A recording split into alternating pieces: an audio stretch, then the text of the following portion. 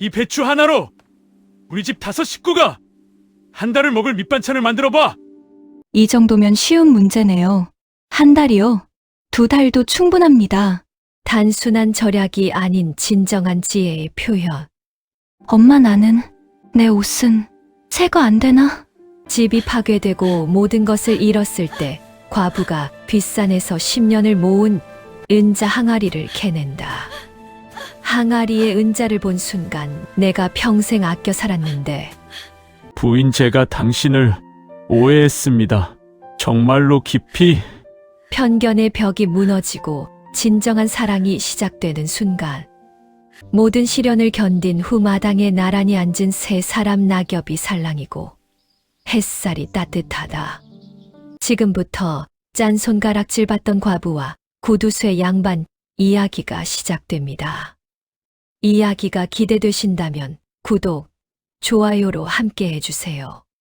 숙종 말년 안동의 한 고을에 현감 노감사라는 사람이 살고 있었습니다.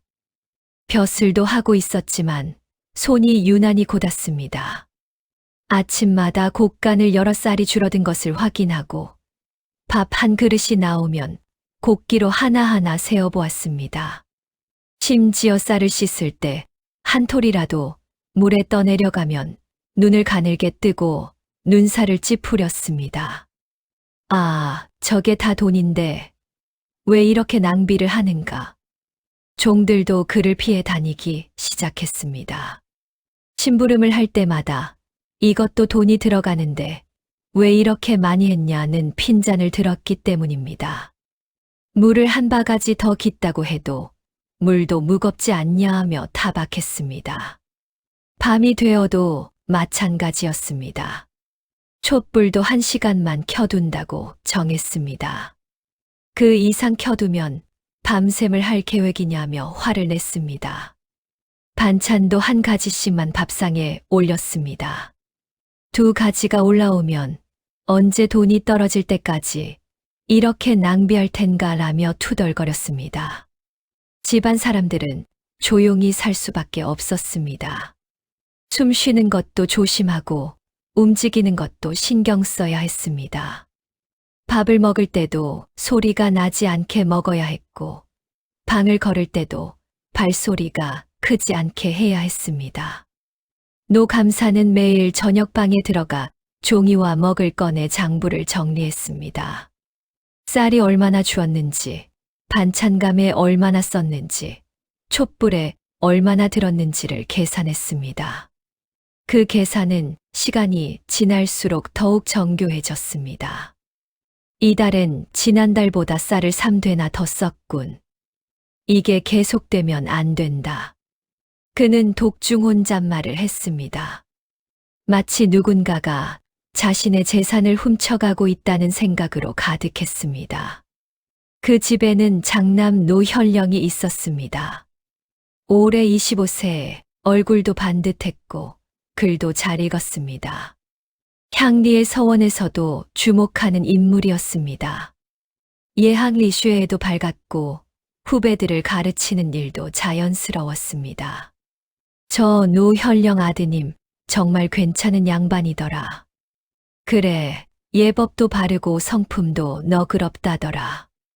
저 아비가 아니었으면 벌써 혼담이 여러 집에서 들어왔을 텐데. 하지만 문제가 있었습니다. 바로 아버지였습니다. 노현령은 어려서부터 아버지의 구두쇠 기질로 신물이 난 상태였습니다. 밥을 먹을 때도 이 정도면 충분하다며 먹던 것을 빼앗겼습니다. 넌 아직 어린데 이렇게 많이 먹으면 안 돼. 밥 반 그릇이면 충분해. 옷도 터지도록 입어야 했습니다. 새 옷을 해달라고 하면 옷이 아직 멀쩡한데 왜 새 옷을 해야 하나? 라며 거절했습니다. 책도 중고로 배워야 했습니다.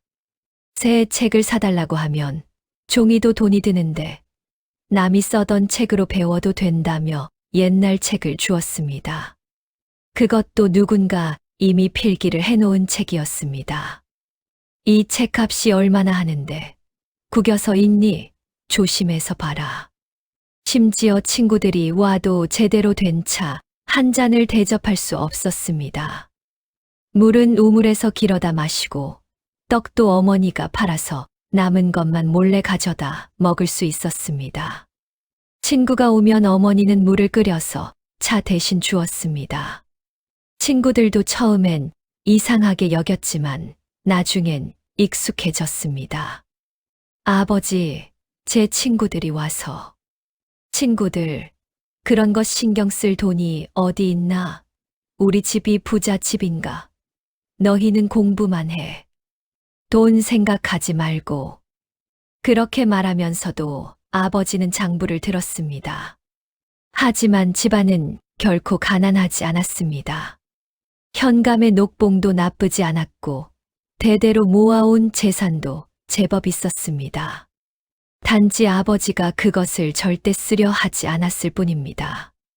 노현령은 자라면서 아버지에 대한 서운함이 쌓여갔습니다.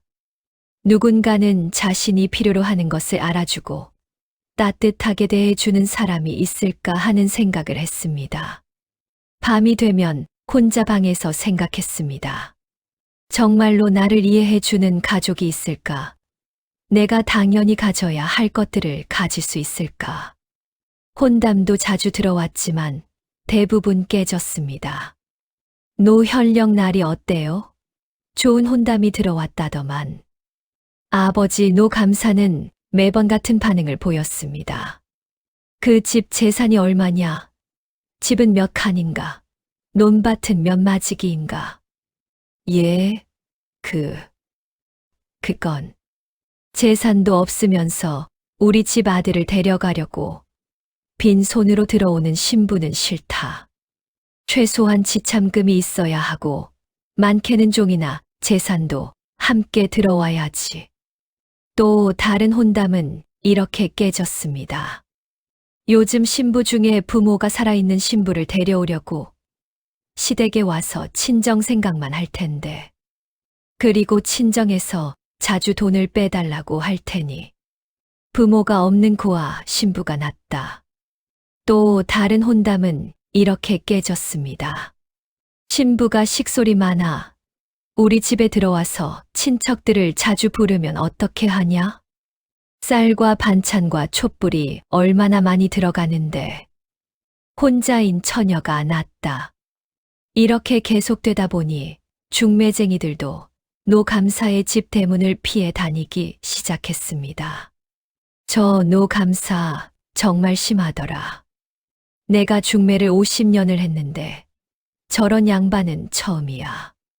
조건을 이렇게 많이 달고 또 이렇게 깔까워. 노현령은 중매쟁이들의 피함을 느꼈습니다. 더 이상 혼담을 기대하지 않았습니다. 평생 홀로 살 것 같은 생각도 들었습니다. 한 번은 친구가 물었습니다. 넌 언제 결혼하니? 노현령은 웃음을 지었습니다. 하지만 그 웃음은 슬픈 웃음이었습니다. 내 아버지가 그 정도로 절약하시면 누가 나한테 시집을 올까? 아내가 들어와서 고생만 할 테니. 한편 같은 고을의 저자골목 어귀에는 최 씨라는 과부가 살고 있었습니다. 30 중반 남편을 병으로 잃은 지 10년이 되었습니다. 그녀의 남편은 품꾼이었습니다. 크나큰 병에 걸려 석 달을 누워있다가 결국 떠나가 버렸습니다. 남은 것은 빚과 3명의 자식뿐이었습니다. 최 씨는 홀로 3명의 자식을 키워내야 했습니다. 맏형 하나는 이미 장가를 가서 자식들을 거느리고 있었고 막내 아들은 아직 12살이었으며 딸 하나는 9살이었습니다. 최 씨는 새벽부터 밤까지 일했습니다. 바느질로 옷을 만들어 팔았고 길쌈으로 배를 짰으며 시장에서 나무를 팔기도 했습니다. 심지어 남의 집 빨래를 받아 해주기도 했습니다. 이것도 해주세요. 저것도 해주세요. 마을 안악들은 최 씨를 부렸습니다. 그녀가 거절하지 않기 때문이었습니다. 몇 푼이라도 벌어야 했으니까요. 손가락이 물러가고 눈도 나빠졌습니다. 바느질을 많이 하다 보니 목도 굽었습니다. 하지만 멈출 수 없었습니다. 그러다 보니 그녀의 손은 자연스레 억척스러워졌습니다. 밥을 지을 때 쌀 한 톨도 버리지 않았습니다. 심지어 헹군물도 국을 끓일 때 써먹었습니다. 이 물도 쌀에 영양분이 들어있으니 버리면 안 돼. 반찬도 한 가지로 여러 끼를 먹었습니다. 청시래기를 구워 장아찌로 만들고 그것을 또 볶아 먹고 물에 불려 국을 끓였습니다. 옷도 마찬가지였습니다. 헌 옷을 받아다 다시 지었습니다. 남편의 옷을 풀어서 아이들 옷을 만들었습니다. 남편이 입던 버선도 아이들 버선으로 만들었습니다. 달아진 부부는 헝겊을 대어 박음질했습니다. 그 박음질은 점점 정교해졌습니다. 신발도 한 번 낡으면 버리지 않았습니다. 누더기가 되어도 계속 신었고 아예 가죽이 떨어져 나갈 때까지 신발공에 주지 않았습니다. 심지어 바늘도 부러질 때까지 썼고 실도 한 올도 낭비하지 않았습니다. 옷감 자투리도 모아두었다가 어린이 옷의 안감으로 썼습니다. 하지만 아이들은 굶주리지 않았습니다. 항상 뭔가를 먹을 수 있었습니다. 보리쌀이었고 나물이었고 가끔 남의 집에서 받은 음식이었습니다. 최 씨는 자식들을 안아주고 말했습니다. 우리 딱 견뎌내자. 너희가 자라면 더 좋은 날이 올 거야. 마을 사람들은 최 씨를 손톱 밑까지 우려내는 최 씨 과부라고 부르며 혀를 찼습니다. 저 처녀 봤어. 여전히 남편 죽던 때 옷을 입고 다닌대. 그래, 아주 짠순이더라. 자식들도 해진 옷만 입고 다닌다고. 시집을 갈 리가 없지. 누가 저런 여자를 데려가나? 나중엔 며느리로 들어가서도 저렇게 극약을 할 거 아닌가. 어떤 안악은 최 씨를 지나치며 쑥덕거렸습니다. 저 여자 진짜 인색하더라. 내가 남은 밥을 물로 말아서 줬는데 그 밥도 싹 먹고는 밥이 남아있으냐고 묻더라고. 최 씨의 어머니는 날이 갈수록 한숨이 깊어졌습니다. 우리 딸이 평생을 혼자 먹고 살아야 하나? 남편이 살아있을 때 최 씨는 그렇게 극약하지 않았습니다. 넉넉한 편은 아니었지만 그래도 남편이 버는 품이 있었고 여유도 조금 있었습니다. 하지만 남편이 죽은 후부터 달라졌습니다. 자신이 아끼지 않으면 자식들이 밥을 먹을 수 없었기 때문입니다. 최 씨는 자신의 처지에 원망하지 않았습니다. 대신 다짐을 하나 세웠습니다. 이 아이들만큼은 굶주리는 일이 없게 하리라. 그래서 그녀는 아껴야 했습니다. 그것이 모성애의 다른 이름이었습니다. 하지만 마을 사람들은 그것을 모르거나 알아도 같은 처지가 아니면 이해할 수 없었습니다. 시간이 지나면서 최 씨는 스스로를 그렇게 닥달하기 시작했습니다. 나는 나약할 수 없다. 나는 강해야 한다. 아이들이 엄마를 의지하니까. 어느 날 최 씨는 옷감 한 필 얻었습니다. 누군가 너덜너덜한 옷을 줄 테니 헝겊으로 쓰라고 던져준 것이었습니다. 그것은 예쁜 무명천이었습니다. 아마 어떤 양반집 반학의 옛날 옷이었을 것 같았습니다. 명주까지는 아니지만 꽤 좋은 천이었습니다. 최 씨는 그 옷감을 보자 한참을 바라보았습니다. 이것을 어떻게 해야 할까? 옷을 만들어 딸에게 입혀줄 수도 있었습니다. 딸은 정말 오래된 옷을 입고 있었으니까요. 딸도 자기 또래 아이들처럼 예쁜 옷을 입고 싶어 했습니다. 엄마, 내 옷은 새 거 안 되나? 그렇게 물을 때마다 최 씨의 가슴이 철렁했습니다. 하지만 다시 생각해보니 이것을 시장에 팔면 쌀 한 되를 살 수 있을 것 같았습니다. 아니, 둘도 살 수 있을 것 같았습니다. 그 쌀이 얼마나 중요한지 최 씨는 잘 알고 있었습니다. 겨울이 올 때까지 쌀이 있으면 아이들이 굶주리지 않을 수 있었습니다. 겨울은 일거리가 줄어드는 철입니다.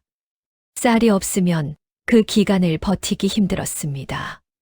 결국 최 씨는 옷감을 시장에 가져다 팔았습니다. 얻은 돈으로 쌀을 사왔습니다. 엄마, 나는? 딸이 물었습니다. 새 옷을 입을 줄 알았던 것입니다. 최 씨는 딸을 안았습니다. 딸은 아직 어렸습니다. 9살. 그 나이에 이미 어머니의 가난을 이해하고 있었습니다. 엄마가 나중에 더 좋은 옷을 사줄게. 지금은 밥이 더 중요해. 딸은 이해하지 못했지만 어머니의 결정을 받아들였습니다. 최 씨는 밤이 되면 혼자 방에서 울었습니다. 아이들이 자고 난 후 베개에 얼굴을 묻고 울었습니다. 내가 더 열심히 일하면, 더 아끼면 우리 아이들이 저렇게까지 포기하지 않아도 되지 않을까. 5월 초사흔 날 최 씨는 못 쓸 것들을 정리해서 시장에 가져갔습니다. 낡은 스타킹, 떨어진 가죽끈, 닳아버린 바느질 도구 따위였습니다. 장터는 붐볐습니다. 안악들의 떠드는 소리가 가득했습니다. 남의 집 소식을 주고받고 남편의 험한 일을 푸념하고 아이들 이야기를 하고 있었습니다. 최 씨는 조용히 물건을 팔았습니다. 얼마나 받았을까요? 쌀 반 되를 살 수 있는 돈이었습니다. 모자랐습니다. 하지만 될 것 같은 느낌이 들었습니다. 그때 옷감 팔아주는 안악들의 수근거림이 들렸습니다. 요즘 안동 현감 아들 노현령 날이 혼담 많대더라. 최 씨의 귀가 쫑긋해졌습니다. 혼담이라는 말이 나왔기 때문입니다. 맞아, 얼굴도 반듯하고 글도 잘 읽는다며. 그런데 아비가 정말 심하대. 돈을 못 써. 저 구두쇠 때문에 며느리가 들어가면 고생이 이만저만이 아니라고. 그래도 양반집 아들 아닌가. 아비만 참으면 되지. 그 순간 최 씨의 가슴이 철렁 내려앉았습니다. 자신과 같은 사람이 있다는 것이었습니다. 아끼는 사람이 있다는 것이었습니다. 누군가 자신을 이해해 줄 수도 있다는 사람이 있다는 것이었습니다. 마치 자신이 짝을 찾은 것처럼 느껴졌습니다. 세상 모든 사람이 자신을 짠순이라고 부르고 손가락질했지만 저 노현령이라는 양반도 자신처럼 아끼는 사람이라면? 아니면 혹시 자신이 그 양반 옆에서 자신의 진심을 드러낼 수 있을까? 최 씨는 그 밤 내내 잠을 자지 못했습니다. 집으로 돌아온 최 씨는 어머니 곁에 앉았습니다. 엄마, 나 시집 들어갈 집을 찾았어. 최 씨의 어머니는 귀를 의심했습니다. 뭐라고? 우리 딸이. 시집. 그간 딸이 자신의 처지를 한 번도 원망한 적이 없었지만 시집을 가고 싶다고 말한 적도 없었습니다. 맞아. 아버님도 돈을 아끼신다고 하잖아. 그럼 저를 이해해 주실 수 있지 않을까? 누가 저를 욕해도 그 집만큼은 다를 것 같아. 최 씨의 어머니는 한참을 바라보다가 눈물을 흘렸습니다. 우리 딸이 그 정도로 간절하구나. 어머니는 알았습니다. 딸이 얼마나 외로웠는지를, 얼마나 누군가에게 이해받고 싶었는지를. 그래, 그럼 가거라. 우리 딸이 행복해지면 그것으로 된 거다. 그리고 혹시 그 양반이 너를 힘들게 하거든 견디고 또 견디거라. 결국은 인정이 드러날 테니까. 최 씨는 어머니를 안았습니다. 최 씨는 최소한의 것만 보따리에 쌌습니다. 낡은 저고리 둘, 너덜너덜한 치마 하나, 그리고 할머니가 물려준 바느질 도구. 그 외에는 없었습니다. 신발도 맨발로 떨어진 것을 다시 깁던 것 하나뿐이었습니다. 비녀도 없었고 장도 없었습니다.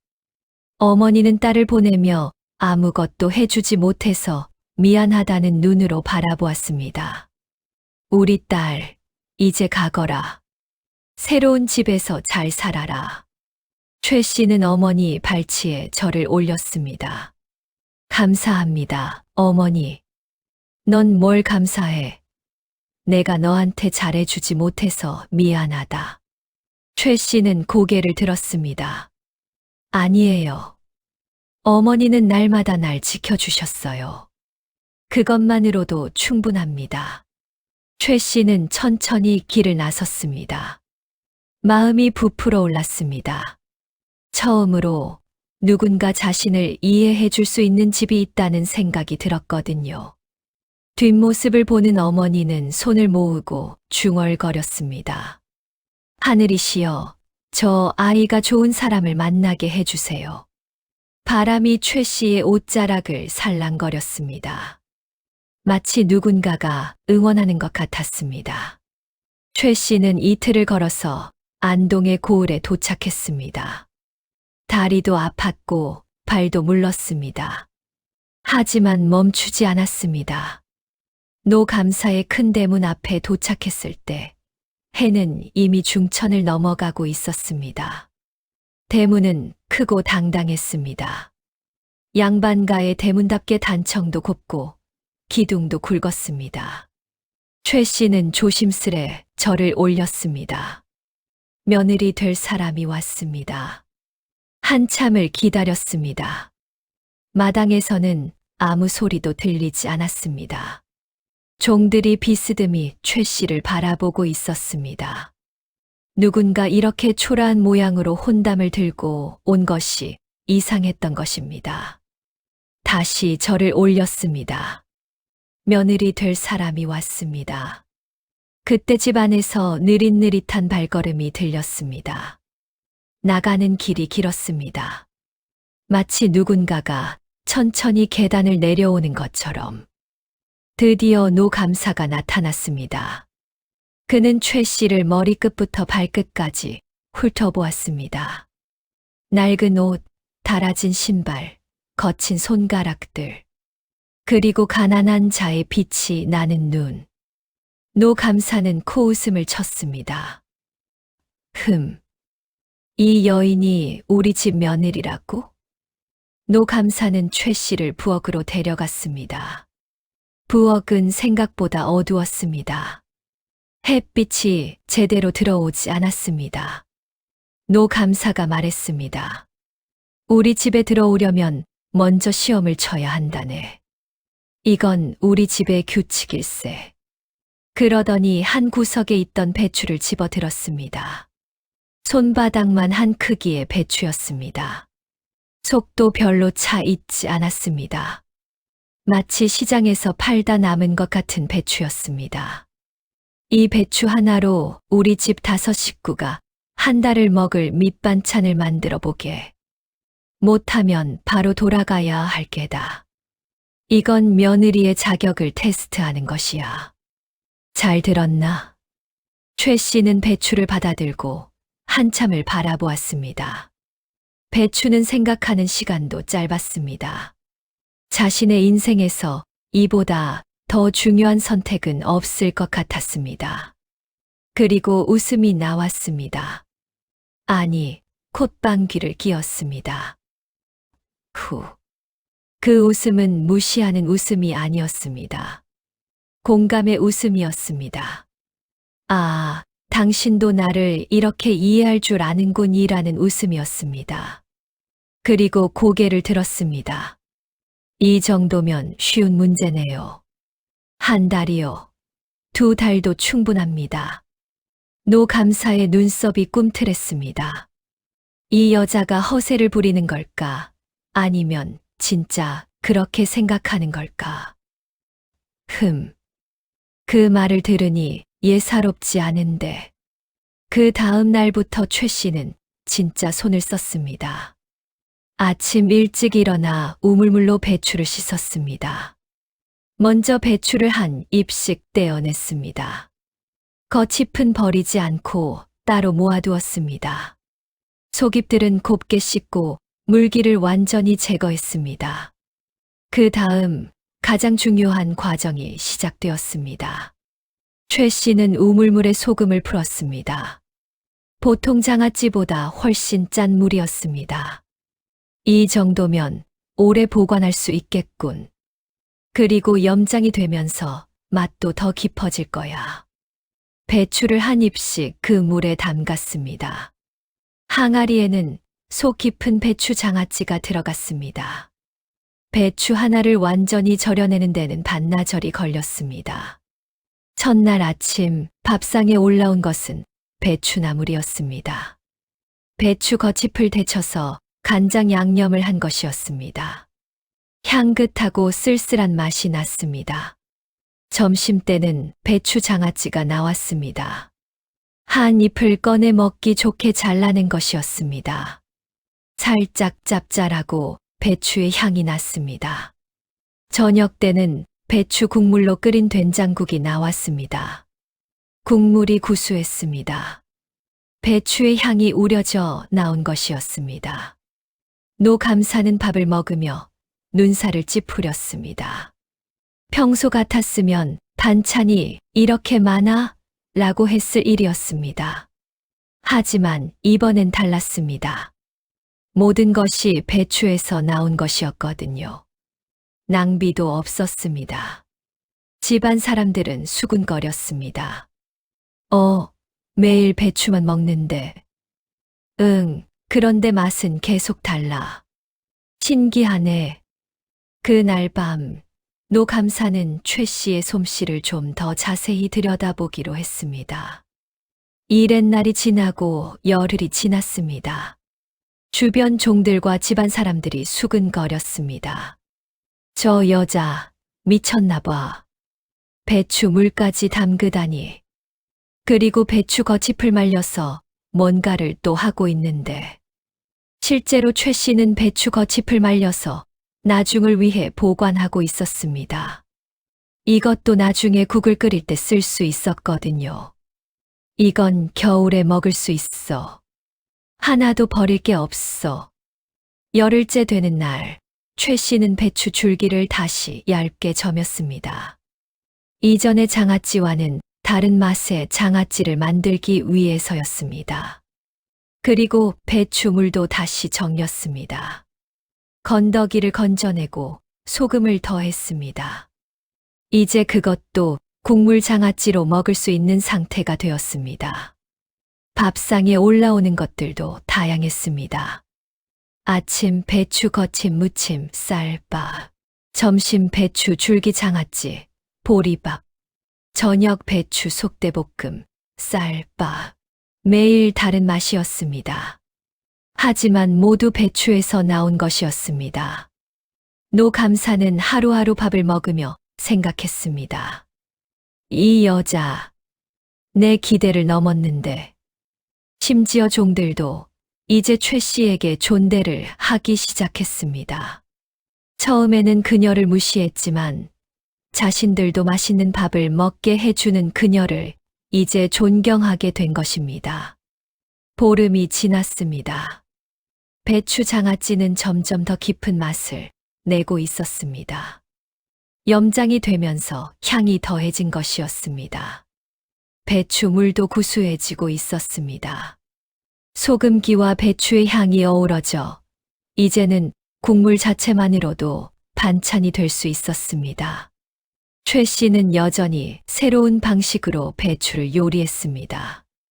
아침 배추 장아찌 무침, 배추 국물로 끓인 미역국, 점심 배추 줄기와 소금 절임, 보리밥, 저녁 배추 국물국, 깍두기처럼 썬 배추 장아찌. 집안 사람들도 이제 놀라지 않았습니다. 대신 기대했습니다. 매일 어떤 새로운 배추 요리가 나올까 하는 기대 말입니다. 심지어 노 감사도 밥상을 받을 때마다 살짝 미소를 지었습니다. 이것도 맛있네.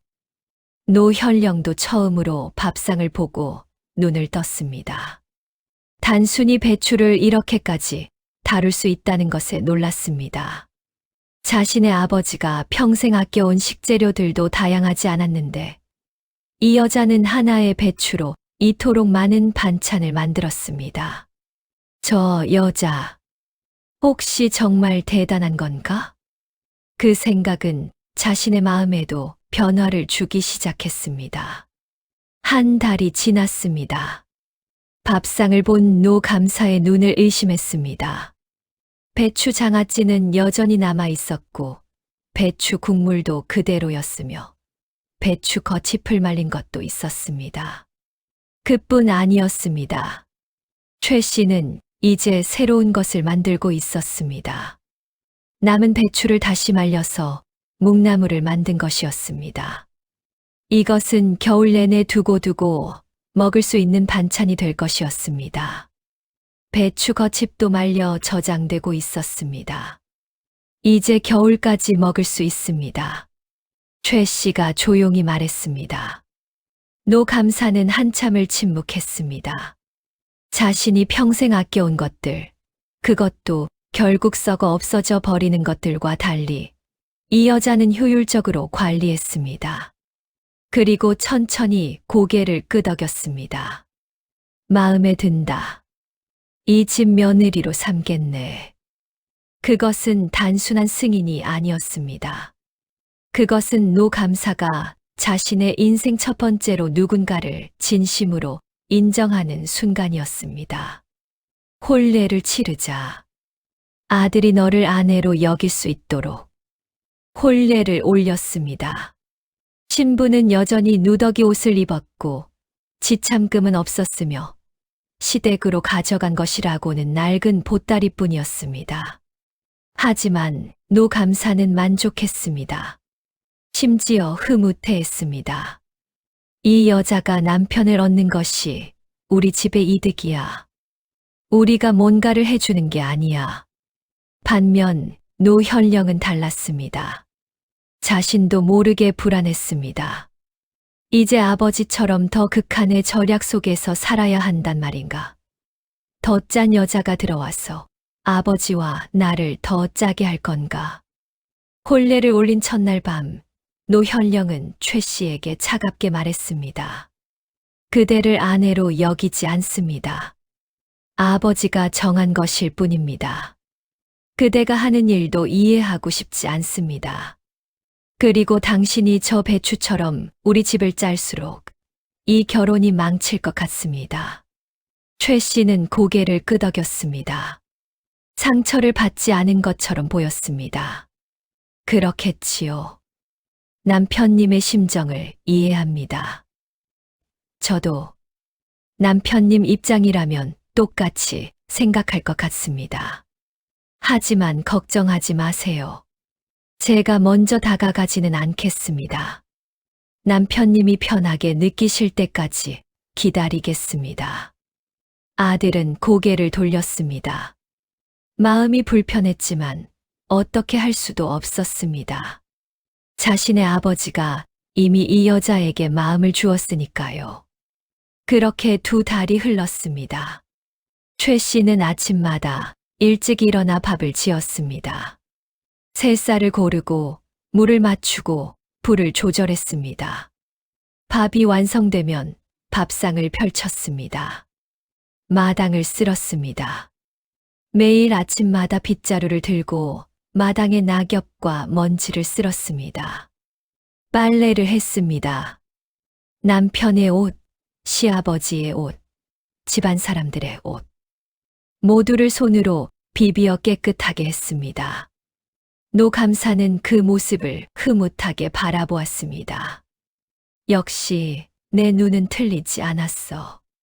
저 여자가 우리 집을 살렸어. 하지만 노현령의 표정은 여전히 굳어 있었습니다.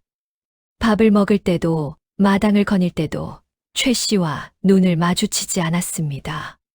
하지만 어떤 일들이 일어나기 시작했습니다. 작은 일들이었습니다. 최 씨가 남편의 옷을 빨아 널어두면 남편은 조용히 그것을 걷어들였습니다. 눈은 마주치지 않았지만 마음은 조금씩 움직이고 있었습니다. 최 씨가 특별히 남편이 좋아할 만한 반찬을 더 담으면 남편은 조용히 하나 더 집어먹었습니다. 남편이 서재에서 공부를 할 때 최 씨는 조용히 따뜻한 물을 가져다 주었습니다. 남편은 고개를 기울였지만 조용히 마셨습니다. 변화는 눈에 띄지 않게 일어나고 있었습니다. 그런데 어느 날 최 씨가 노 감사에게 조심스레 물었습니다. 아버님, 곳간에 묵은 쌀이 많다고 들었습니다. 노 감사는 고개를 들었습니다. 그렇긴 한데 뭔가 묵은 쌀은 벌레가 생깁니다. 그보다는 지금 팔아서 그 돈으로 소금을 사두시면 어떨까 합니다. 노 감사는 한참을 생각했습니다. 쌀을 판다. 자신이 평생 모아온 것을 판다고? 하지만 최 씨의 말이 맞았습니다. 묵은 쌀은 값도 떨어지고 벌레도 생기고 결국 낭비가 되었습니다. 자신이 평생 절약한 것도 결국 이렇게 낭비되는구나 하는 생각이 들었습니다. 좋은 말이다. 그렇게 하자. 최 씨는 묵은 쌀을 팔았고 그 돈으로 소금을 사왔습니다. 남은 돈으로는 들기름도 조금 사왔습니다. 이것으로 장아찌를 더 담그면 겨울 반찬이 됩니다. 그리고 이 소금도 겨울에 필요한 반찬을 절일 때 쓸 수 있습니다. 노 감사는 감탄했습니다. 우리 며느리 보통이 아니구나. 단순히 돈을 아끼는 게 아니라 어떻게 효율적으로 관리하는지를 아는군. 하지만 아들 노현령은 여전히 냉담했습니다. 아버지가 좋아하는 것과는 별개로 자신의 마음은 열리지 않았습니다. 아버지가 좋아하신다고 해서 그게 뭐 하냐? 이제 아버지가 되면 더 절약하게 할 거 아닌가? 그러던 어느 날 오후입니다. 바람이 몹시 불고 있었습니다. 해는 이미 서쪽에 기울어 가고 있었습니다. 최 씨는 장독대를 정리하고 있었습니다. 남편은 뒷산에서 나무를 해오고 있었습니다. 그때 대문이 벌컥 열렸습니다. 노 감사가 비틀거리며 들어왔습니다. 얼굴은 창백했고 손에는 한 장의 문서를 들고 있었습니다. 아버지. 아들이 나무를 내던지고 달려갔습니다. 최 씨도 부엌에서 나왔습니다. 아버님, 물 한 바가지 드세요. 최 씨가 우물에서 찬 물을 떠왔습니다. 노 감사는 물을 마신 후에야 겨우 입을 열었습니다. 큰일 났다. 정말 큰일 났어. 문서를 내밀었습니다. 아들이 그 문서를 받아 펼쳤습니다. 순간 얼굴이 하얗게 질렸습니다. 그것은 빚증서였습니다. 엄청난 액수의 빚증서였습니다. 제20부 운명의 그날 계속. 아들의 목소리가 떨렸습니다. 최 씨도 가슴이 철렁했습니다. 노 감사는 고개를 떨고는 한숨을 길게 내쉬었습니다. 내가 어리석었다. 정말 어리석었어. 노 감사는 떨리는 목소리로 사연을 풀어냈습니다. 지난달 시장에 나갔다가 한 양반을 만났지. 한양에서 온 선비라고 했어. 토포도 번듯하고 갓도 새 것이었어. 말씨도 양반 같았어. 아들과 최 씨는 조용히 들었습니다. 그 양반이 나한테 좋은 장사 이야기를 했어. 비단과 삶을 조정에 바치면 큰 상을 받을 수 있다고 했지. 그리고 호조에서 받은 문서도 보여주고 다른 양반들도 이미 돈을 보냈다는 증표도 보여주더구나. 그래서 돈을 주셨습니까? 최 씨가 조용히 물었습니다. 처음엔 안 믿었어. 하지만 그 양반이 계속 설득했지. 그리고 욕심이 났다. 평생 모은 은자를 10배로 불릴 수 있다니 그 생각만 했어. 노 감사의 손이 떨렸습니다. 얼마를 주셨습니까? 최 씨가 다시 물었습니다. 그 질문이 가장 중요한 질문이었습니다. 곳간에 있던 은자 전부를 다 맡겼다. 평생을 아껴서 모은 것. 그 전부를. 아들이 소리를 질렀습니다. 아버지, 그게 무슨... 최 씨의 얼굴도 굳어졌습니다. 노 감사가 이어 말했습니다. 100일이 지나도 소식이 없어서 찾아갔더니 그 양반은 온데 간데 없고 주막도 텅 비어 있었어. 알고 보니 나만 당한 게 아니었어. 참남 지방 곳곳에서 수십 명이 속았다고 하더라. 아들의 얼굴이 더욱 창백해졌습니다. 아버지, 그럼 어떻게... 노 감사는 또 다른 문서를 꺼냈습니다. 그 사기꾼이 내 이름으로 돈을 빌렸어. 이것이 빚증서야. 내 도장까지 찍혀 있지. 최 씨가 그 문서를 받아보았습니다. 문서에는 분명 노 감사의 도장이 찍혀 있었습니다. 그리고 엄청난 액수의 빚이 기록되어 있었습니다. 내가 평생 아끼고 아껴서 온 재산을. 한순간에 노 감사는 문서를 떨어뜨렸습니다. 그 문서를 보는 것만으로도 가슴이 아팠습니다. 이제 어떻게 하지? 이 빚을 어떻게 갚지? 그 순간이었습니다. 대문이 벌컥 열렸습니다. 우르르 하는 소리가 났습니다. 노 감사 계시오. 험상궂게 생긴 관리들이 몰려들어왔습니다. 전당포를 하는 유 대감이 직접 온 것이었습니다. 그의 뒤에는 6명의 건장한 일꾼들이 따라오고 있었습니다. 노 감사는 비틀거렸습니다. 마치 무언가 큰 것이 자신을 압도하는 것 같았습니다. 당신이 노 감사요? 유 대감이 턱을 지켜들며 위에서 내려다보았습니다. 그렇습니다만 빚을 갚으시오. 당장이야. 지금은 돈이. 조금만 기다려 주십시오. 기다려. 벌써 3달이 되었는데. 유 대감이 손을 지키자 관리들이 집 안으로 몰려들었습니다. 곳간부터 찾아. 뭔가 있을 거야. 관리들은 곳간 문을 박차고 들어갔습니다. 텅 비었잖아. 곳간 안은 거의 비어 있었습니다. 노 감사가 묵은 쌀을 팔아버렸기 때문입니다. 사랑채를 뒤져라. 모든 곳을 뒤져. 관리들은 사랑채로 달려갔습니다. 서안을 열고 문갑을 뒤지고 벽장을 헤집었습니다. 여기 벼루가 있네. 좋은 벼루네. 가져가. 족자도 괜찮아 보이는데 안채도 뒤져라. 아마 좋은 것들은 안에 있을 거야. 관리들이 안채로 몰려갔습니다. 최 씨가 막아섰습니다. 이 안은 안 됩니다. 제발. 하지만 관리 하나가 그녀를 밀었습니다. 최 씨는 비틀거렸고 거의 넘어질 뻔했습니다. 서방님.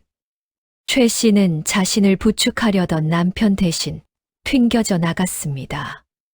이 안에도 좋은 것들이 있군. 농이 괜찮네. 나전 칠기도 있잖아. 이것들 가져가. 이불도 명주네. 이것도 가져가. 관리들은 집 안의 모든 것을 꺼내기 시작했습니다. 농과 노그릇, 명주 이불, 족자와 벼루. 하나하나가 노 감사가 평생 모아온 것들이었습니다. 최 씨가 다시 막아섰습니다.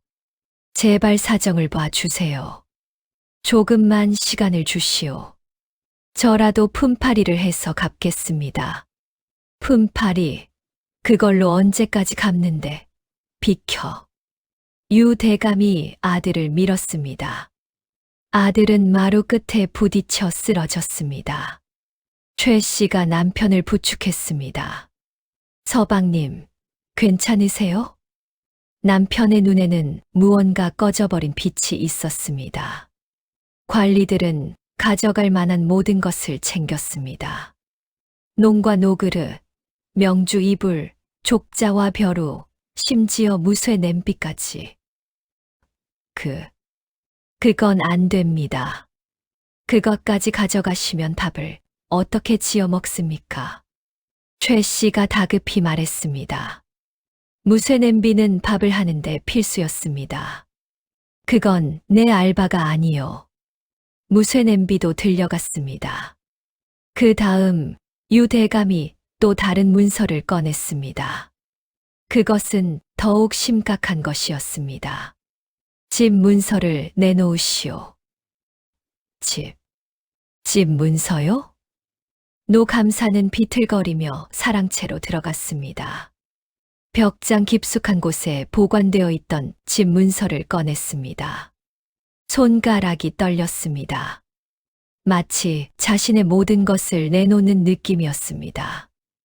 유 대감이 문서를 받아 펼쳐보고는 고개를 끄덕였습니다. 좋아. 이 집도 이제 우리 거요. 보름 안에 나가시오. 보름이요? 감지덕지하시오. 당장 쫓아내지 않은 것만도 은혜인 줄 아시오. 유 대감이 관리들을 이끌고 떠났습니다. 달구지에는 집안의 살림살이가 가득 실려 있었습니다. 마치 장례식처럼 보였습니다. 집안은 텅 비어 있었습니다. 남은 것은 딱딱한 방바닥과 해진 멍석 몇 장뿐이었습니다. 노 감사는 마당에 앉아 통곡했습니다. 내가 미쳤었다. 평생을 아끼고 아껴서 온 재산을 한순간에 다 날렸구나. 아들도 망연실한 표정으로 서 있었습니다. 아버지를 어떻게 위로해야 할까? 자신은 어떻게 해야 할까? 모든 것이 무너진 것 같았습니다. 최 씨는 조용히 두 사람을 바라보고 있었습니다. 그 표정에는 아무 흔들림도 없었습니다. 마치 누군가 자신이 이 순간을 이미 준비했다는 듯이.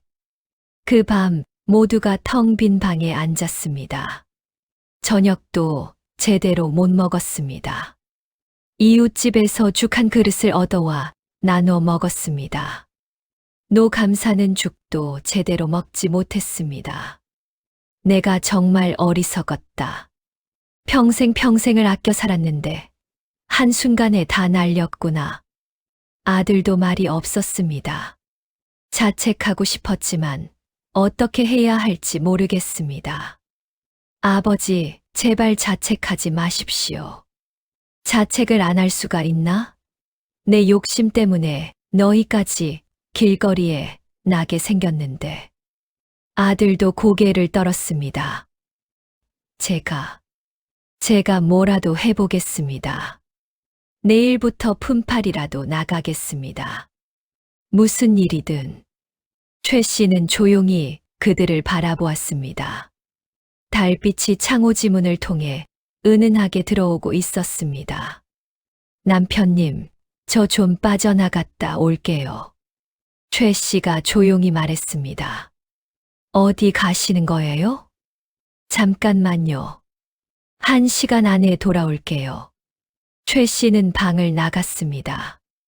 어둠 속을 걸어 뒷산으로 올라갔습니다. 뒷산의 한 구석, 최 씨는 멈춰 섰습니다. 그곳에는 낡은 표식이 있었습니다. 손으로 파서 만든 표식이었습니다. 최 씨는 흙을 파기 시작했습니다. 손톱이 까졌습니다. 손가락이 피가 났습니다. 흙이 손가락 사이에 들어갔습니다. 하지만 멈추지 않았습니다. 이 돈들이 이 순간을 위해 모아진 거구나. 최 씨가 중얼거렸습니다. 얼마나 팠을까? 손끝에 단단한 것이 느껴졌습니다. 항아리였습니다. 크지 않은 항아리였습니다. 최 씨는 조심스레 항아리를 꺼냈습니다. 흙을 털어냈습니다. 항아리는 예상보다 무거웠습니다.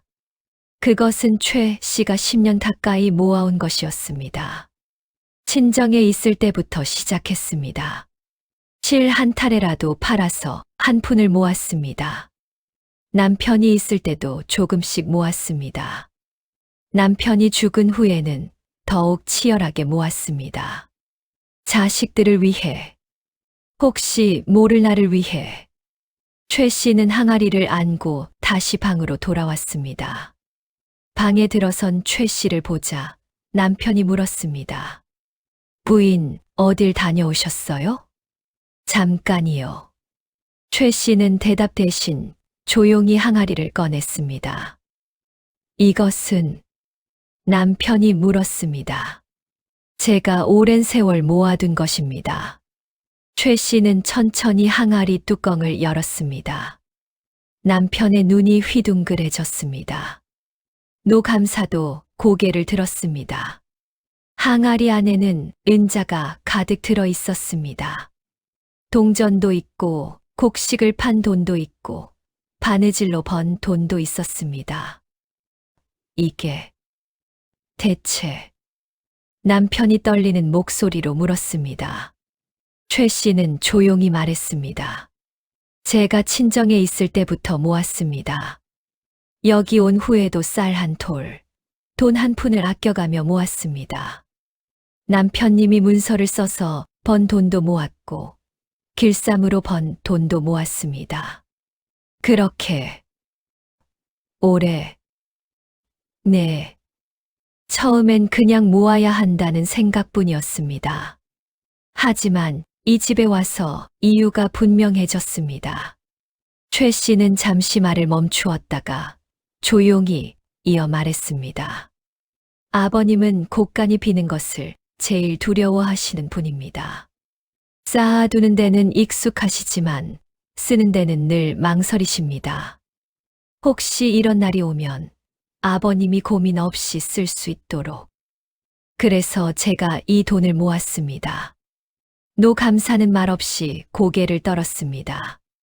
내가 집을 지킨다 생각하며 정작 사람은 돌보지 못했구나. 남편의 눈이 흔들렸습니다. 부인, 이게 정말 제 것 당신 것이 따로 있습니까? 최 씨가 조용히 물었습니다. 이제 우리 집안의 은자입니다. 이것으로 우리 가족을 지키겠습니다. 아들 노현령은 이제야 최 씨를 제대로 보게 되었습니다. 자신이 지난 몇 달 동안 이 여자를 얼마나 잘못 본 것인가. 저 여자는 아끼기만 한 게 아니었구나. 이 모든 게 가족을 지키기 위해서였구나. 남편의 눈가가 뜨거워졌습니다. 부인. 최 씨가 남편을 바라봤습니다. 제가 부인을 오해했습니다. 정말로 깊이 오해했습니다. 괜찮습니다. 아닙니다. 괜찮지 않습니다. 저는 부인이 그저 인색한 사람인 줄만 알았습니다. 아무 생각 없는 구두쇠 여자인 줄 알았습니다. 남편은 최 씨의 손을 꼭 잡았습니다. 제가 정말 미안합니다. 그동안 무뚝뚝하게 대해서. 최 씨의 눈가가 붉어졌습니다. 아닙니다. 남편은 최 씨의 손을 놓지 않았습니다. 두 손으로 꼭 감싸 안았습니다. 노 감사는 그 모습을 보며 조용히 미소 지었습니다. 내가 평생 잘한 일이 있다면. 노 감사는 최 씨를 바라보았습니다. 며느리 널 우리 집안에 들인 일이다. 그들은 이 돈으로 작은 집을 임차했습니다. 비바람만 피할 수 있는 초라한 집이었습니다.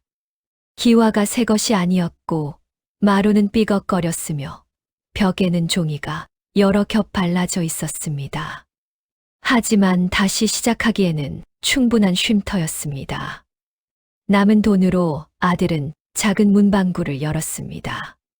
글을 배우려는 아이들을 가르치고 문서도 써주는 일을 했습니다. 아들은 새벽 5시에 일어났습니다. 물을 깃고 밥을 지었습니다. 아내를 깨우고 함께 일했습니다. 최 씨는 장부를 쥐고 한 푼 한 푼을 따져보았습니다.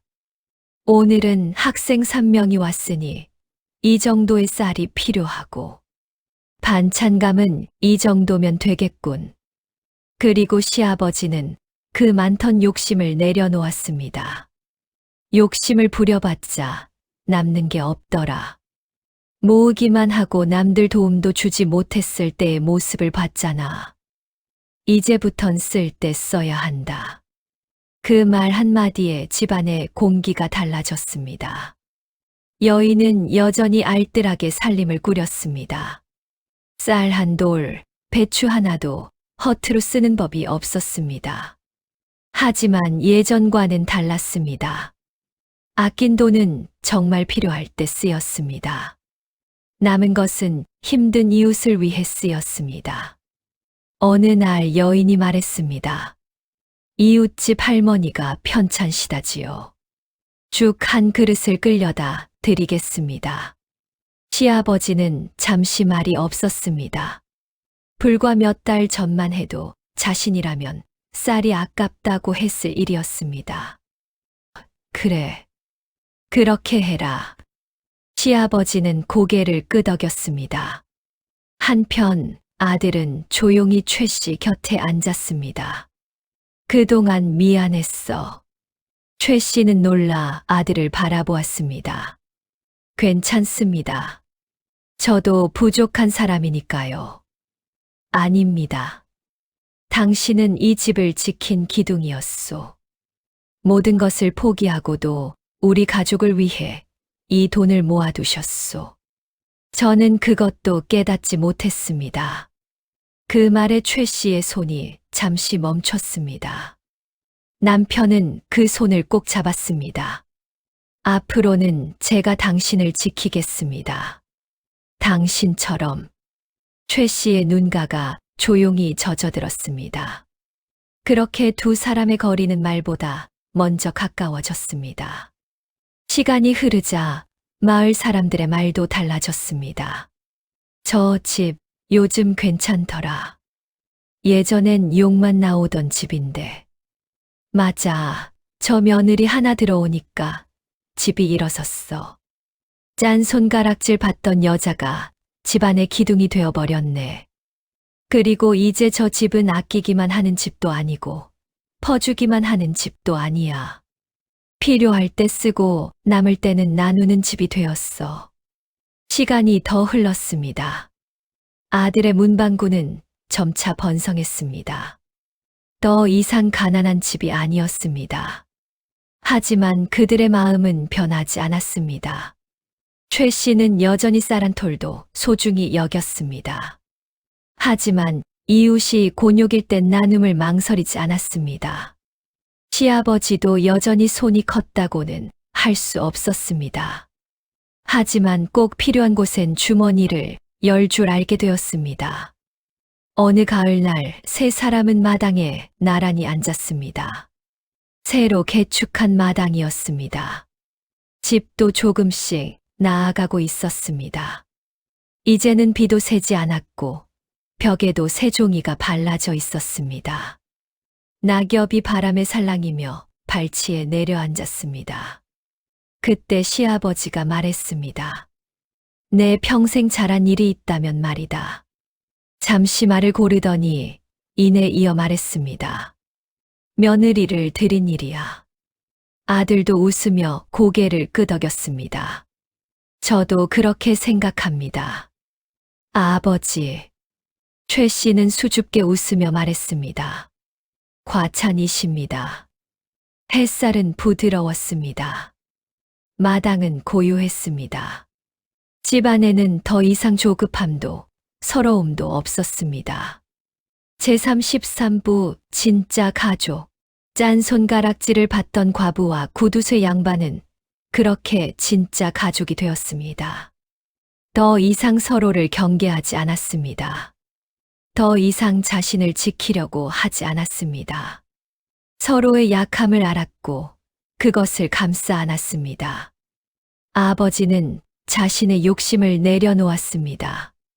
아들은 자신의 편견을 내려놓았습니다. 며느리는 자신을 증명하려는 마음을 내려놓았습니다. 대신 그들은 서로를 믿기 시작했습니다. 한 해가 지나고 또 한 해가 지났습니다. 아들의 문방구는 고을에서 가장 유명한 학당이 되어갔습니다. 아들은 제자들에게도 자신의 아내를 보거라. 저 사람이 바로 진정한 현명함이 무엇인지를 아는 사람이다 라고 말했습니다. 최 씨는 아이를 낳았습니다. 건강한 남아였습니다. 우리 아들이다. 이제 우리 집에 아들이 생겼다. 노 감사는 그 아이를 안고 눈물을 흘렸습니다. 이 아이도 저 엄마의 현명함을 배워야 한다. 진정한 아낌이 무엇인지, 진정한 나눔이 무엇인지. 몇 년 더 지났습니다. 아들의 문방구는 이제 서원으로 불리게 되었습니다. 여러 마을의 아이들이 몰려와 그를 배웠습니다. 최 씨는 그 학당 뒤쪽에서 조용히 살림을 꾸렸습니다. 우리 아이들도 저렇게 배워야 한다. 돈만 버는 게 아니라 마음도 함께 버는 법을.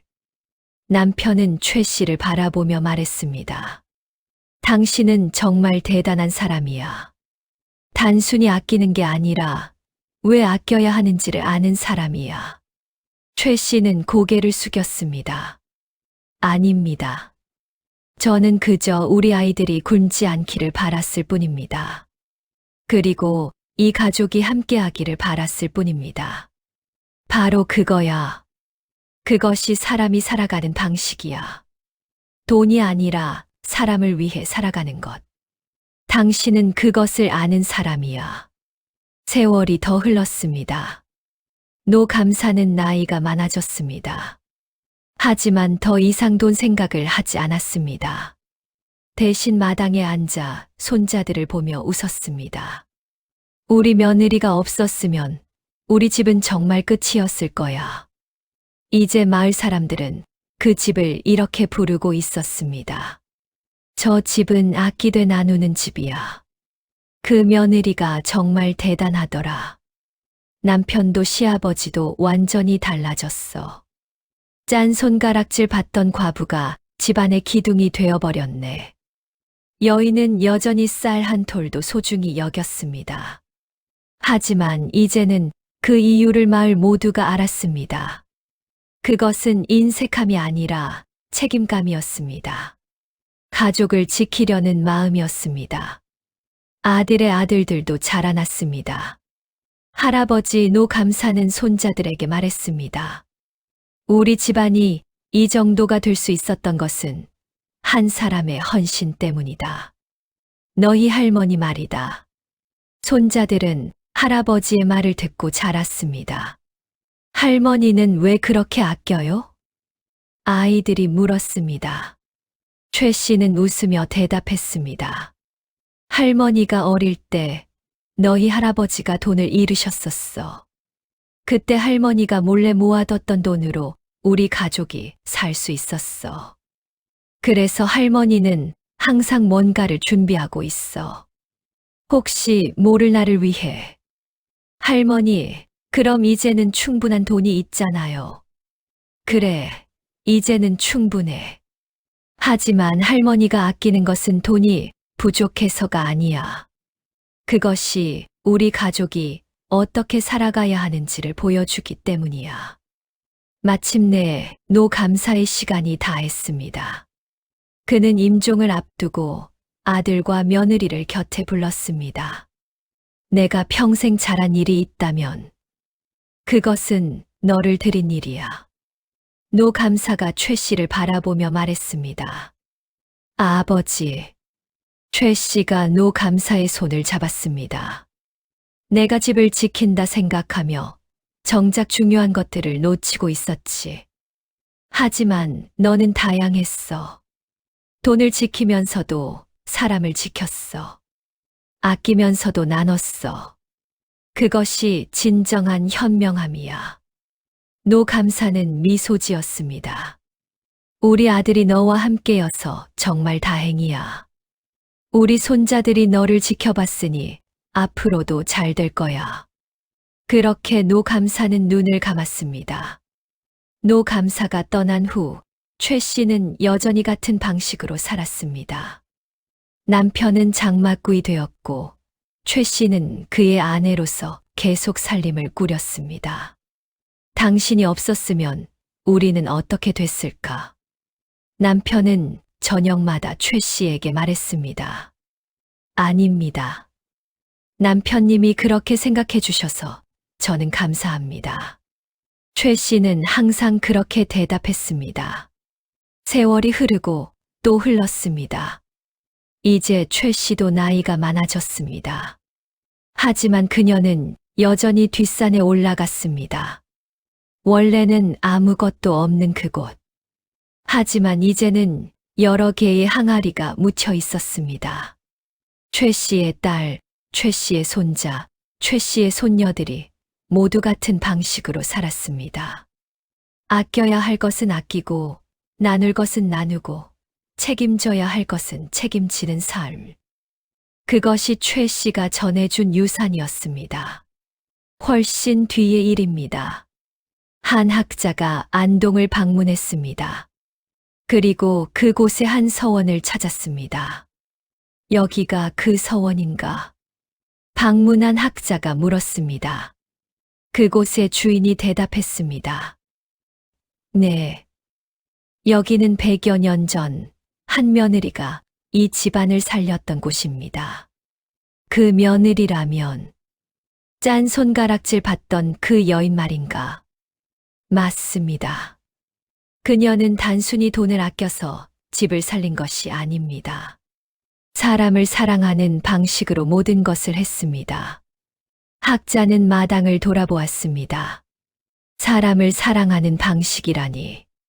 그것이 무엇인가? 그것은 남이 욕해도 자신의 신념을 지키는 것. 모욕을 받아도 상대를 이해하려는 것. 아끼는 것이 아니라 책임지는 것. 그것입니다. 학자는 고개를 끄덕였습니다. 좋은 이야기군. 이 이야기를 내가 나의 고을로 가져가겠네.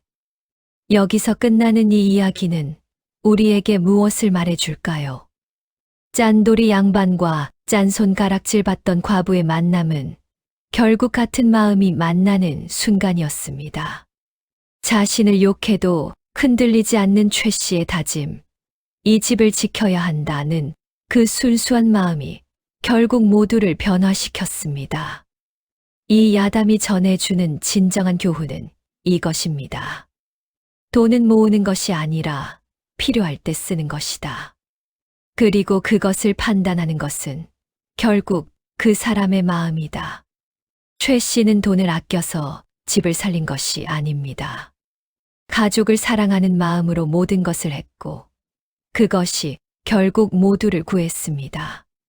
이것이 조선시대 우리 조상들이 전해주고 싶었던 이야기입니다. 인색함은 악이지만 현명한 절약은 미덕이다. 혼자 아끼는 것은 고독하지만 함께 나누려고 아끼는 것은 따뜻하다. 이것이 바로 짠손가락질 받던 과부와 구두쇠 양반의 이야기입니다. 다음 이야기도 빠르게 시청하시려면 구독, 좋아요, 알림 설정 부탁드려요. 감사합니다.